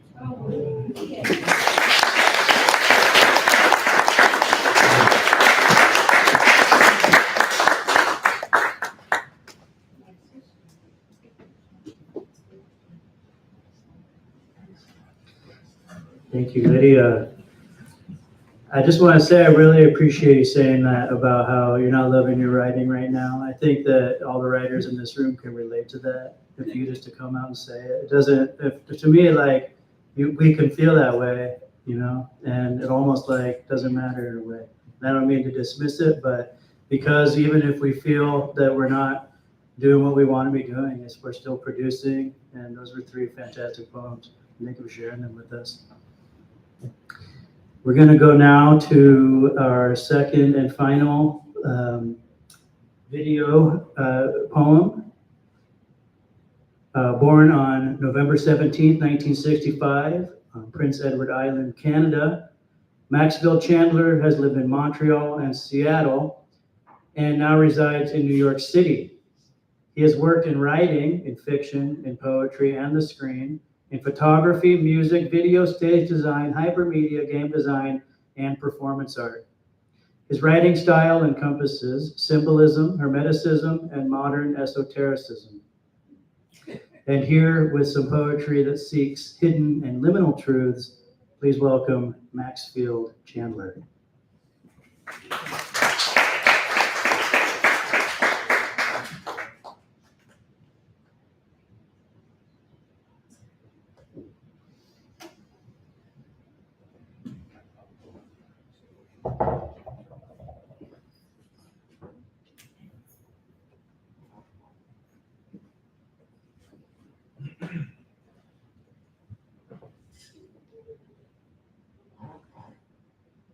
Recreational drugs, he said. Compare Matterwort, a rosy tint for own goal. I'm screwed. Steak, spite, brain swell, oh. Me, step fox, watchdog fellow, watching the path glint toward them caught whole. Interrupted seduction, we unfed. Mademoiselle's touch, my blood a fading pyre, flash swan shade through chasm, damn, The 6th, the 8th, know the 9th on windowed breath. Skull, plastic, gaunt, cute, liquid death. A whistling sound, Gnostic vessel unmanned, over fierce submarine desire. Lustrous horizontal sun, cornflower lips, unpleading gaze sensitive, we confess mischance. Interior visions, unlink, eclipse, cold-blooded love's fine, thick dance. Me, will to stand, grass walk and fell, restood, self-intercede, refuse to leave myself.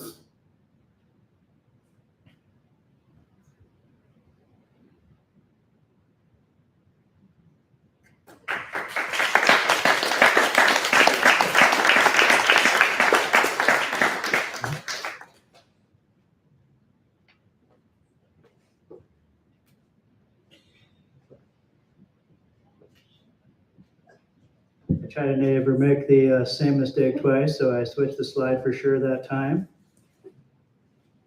It's really nice that Max can send those in, and we really appreciate that. It's cool that he has all those different skills that he can put together, and yeah. Well, we have one more reader tonight, and after 15 years of solitary scribbling in his journals, Louis has recently started sharing his poetry with the world. He's a native Seattleite who loves the outdoors and finds inspiration in the funny behavior of everyday animals like crows on trees and primates in traffic. Louis is blessed with a lovingly patient wife and helpfully impatient dog son named Panda. Now here with some lyrical poetry about nature and grief, please welcome Louis Labrador.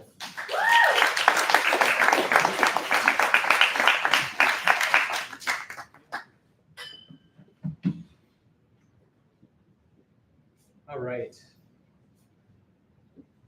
So, can you guys hear me okay? Louder. How about now? Yeah. Okay. In this first poem, when I say black, I want it to evoke imagery of a black hole, eerily devoid of all light, and not like black skin, which is beautifully full of light.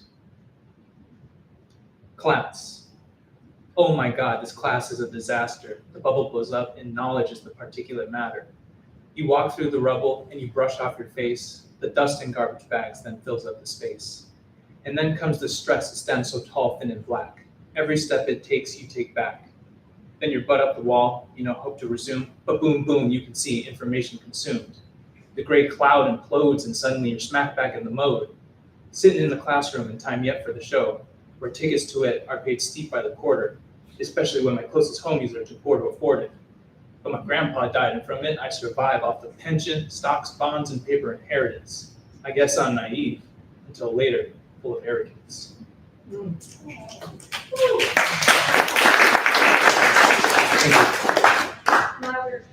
Thank you. Lonely shepherd. I smell the fresh cut grass. I smell every nook and cranny within the furrowed blades, tightly wound to shade the prurient nutrients, dancing in peristaltic rhythm to the top. Mold, so pungent, comes quickly here, where sadness wets the earth well past the water table. One walk through the glade pulls chills from the hills of kings who ring the land from prehistory. They've waited to release their tectonic angst. With all the world's company filling my flock, I am so hauntingly alone, so I walk.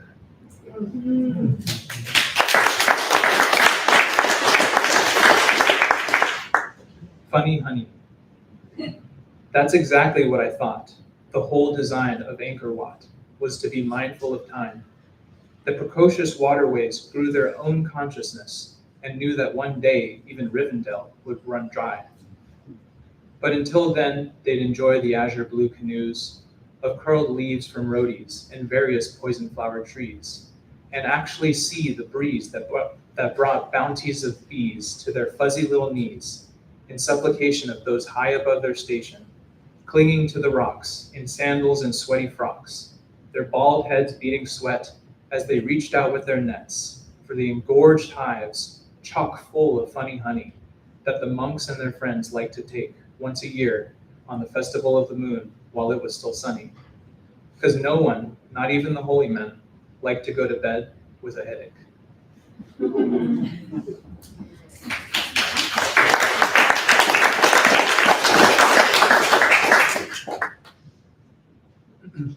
Eminent domain.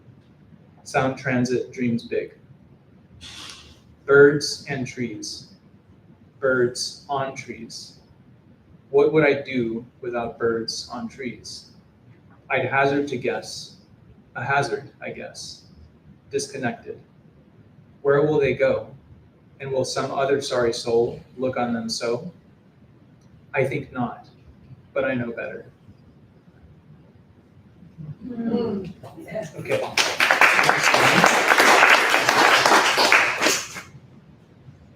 Lignant moorings.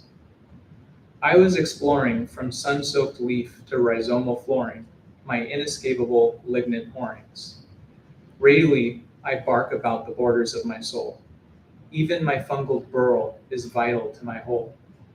The aspect of its azimuth is as deep as Diana's bow.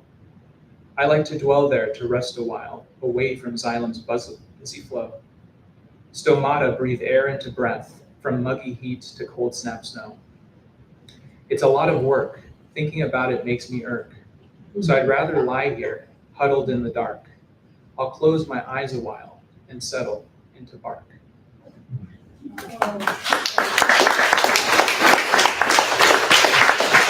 So the premise for this next poem is the decline of the Roman Empire, and kind of a play on the theory that it was all caused by lead poisoning because the Romans used lead for their plumbing. Yeah, that's actually where the word plumbing comes from, plumbum, which is Latin for lead, which is why it's Pb in the periodic table of elements instead of Lv or something like that. Anyway, so and a lot of the big decision makers, they liked to decant their wine in lead jugs. So they were just getting tons of lead and apparently going crazy and not able to make good decisions. Fall of Rome. I stand before you mute while my mind storms. Words swirl non-verbally, but I can't pick them and commit them to sound. I can calculate the possibilities, but it's the act I can't compute. Something must be wrong with my Wernicke's area, or no, my Broca's instead. My mind must be broken, my head full of lead. Is this how the Romans felt as the Visigoths kicked down their doors while they knelt on fur pelts? It's easy to go mad, one step at a time. It's tasty as hell, one sip more of sweet wine. Sip by sip, after all, it was sweet wine. But it's hard to accept it. As the axe swings down, it comes to me, the word I've been thinking of when describing tastes from a tree. Organoleptic.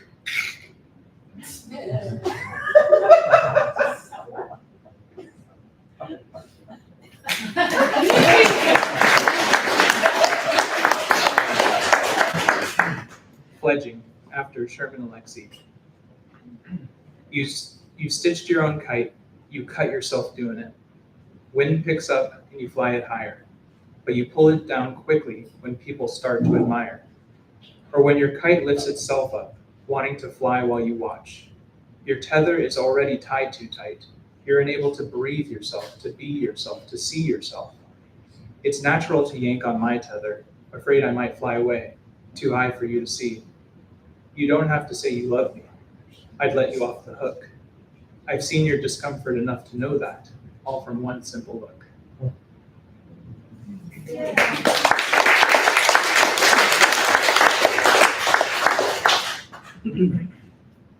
Painful colors. Colors hold power. The color brown sears me. It is the color that my father wrought in my lovely moon-faced, wide-eyed sisters, but eternally separated by our superficial surface, because my dad reminded me that I will never be of the same color scheme.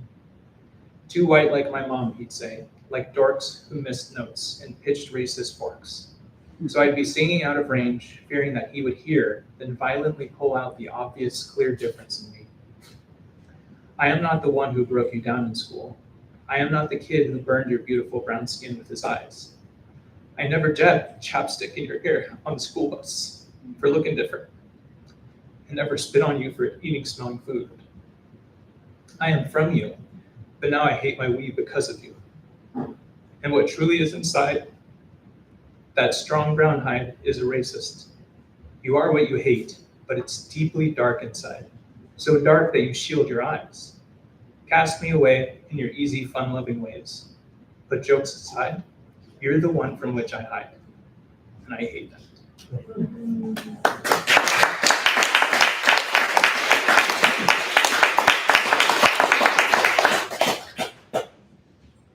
Looking up, come sit on the boulder that sat on my chest. Under the willow tree, you can talk to me about music, art, and sex. And your deepest truths too.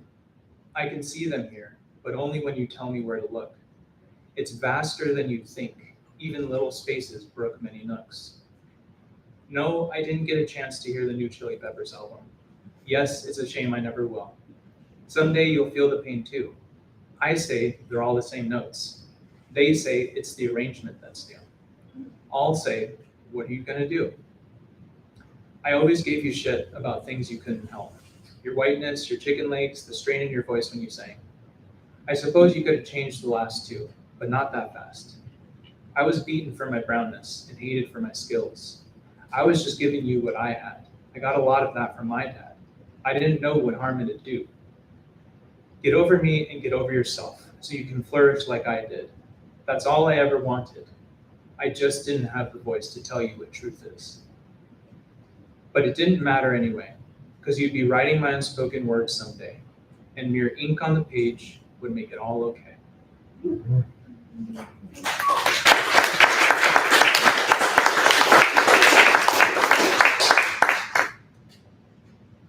This last one is an old birthday card that I wrote for my wife, and it's our anniversary today.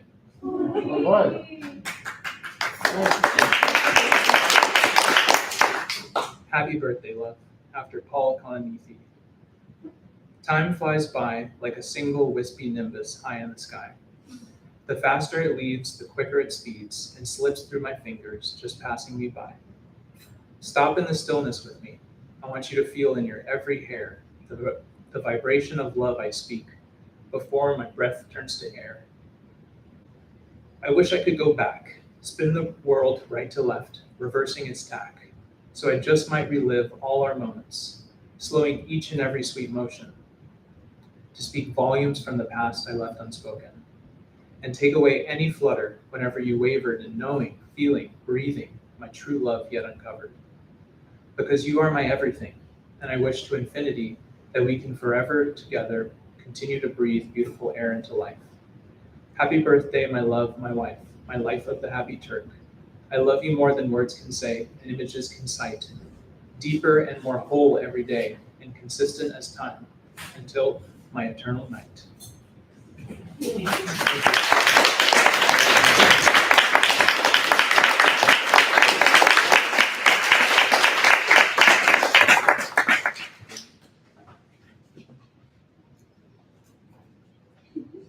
Thank you, Louis. I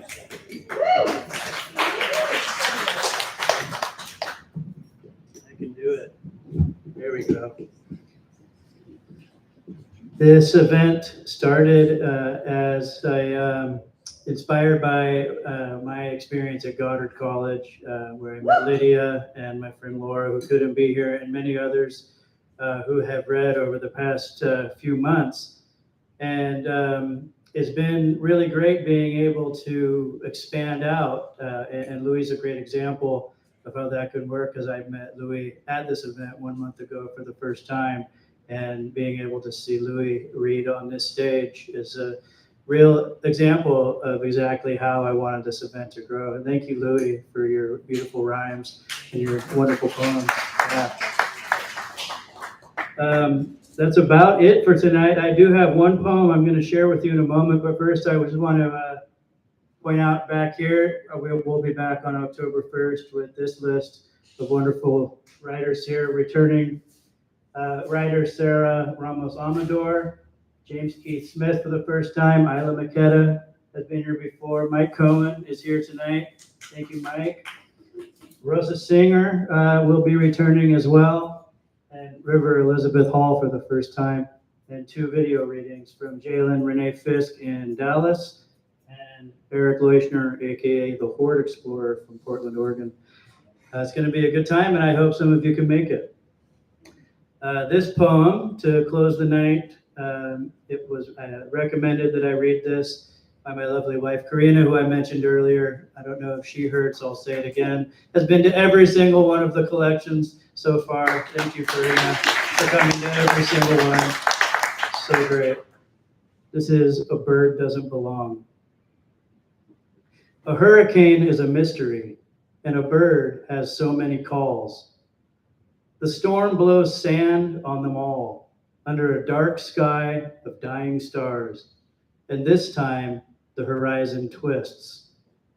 I stand one-legged on a rock, in the surf, the conductor of the wind, undiminished like the solar powers that run my blood, own the tides. I am a calm, masquerading as the eye. A bird doesn't belong here. It has tropical edges. It bursts with sunshine, despite what certainly is a Category 4, bearing down with the force of explosives. The universe unwinds for us, the bird and me. A multitude of faces become me, untethered to the rock and parched. It doesn't matter. We tumble in paradise through tortured tubes that remind me of my own, swallowed up by what surely was a nova.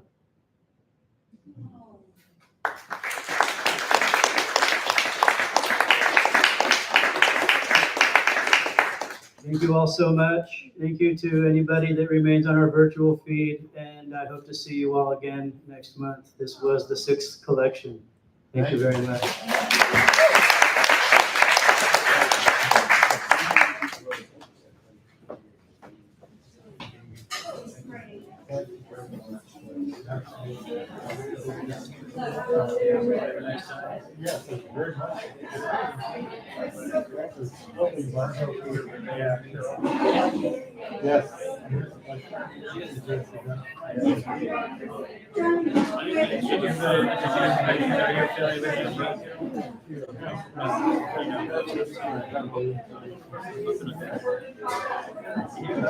I love this little room. I'm dreading. I don't ever want to. It'd be cool to, but I love it.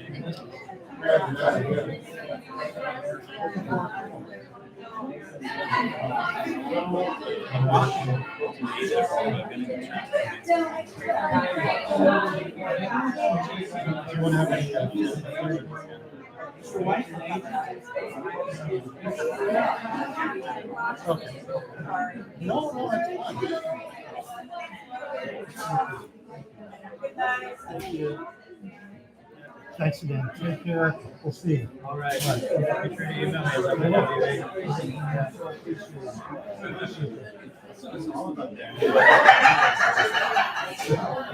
it.